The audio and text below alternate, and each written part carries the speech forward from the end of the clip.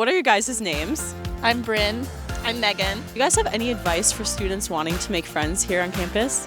I think joining clubs is really helpful and a nice way to meet people who have similar interests to you.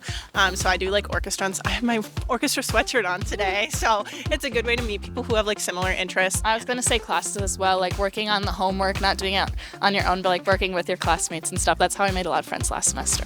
I'm Adam. I'm Kirian. The thing that I did was the first couple weeks of school, I literally would just sit at any table at lunch and I just met so many people and it was so chill. And now I know everyone is the best. I'd say just join random clubs. Anything you have a slight interest in, just join in. Go to some of the meetings, see if you like it or not. And most importantly, just talk to people. My name is Maya Demamba.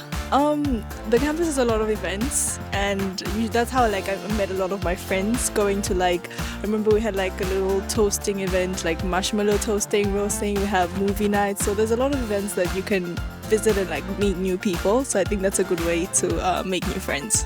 My name is Ian Starr-Cynic. I'd just say be open and be willing to put yourself out there and talk to other people.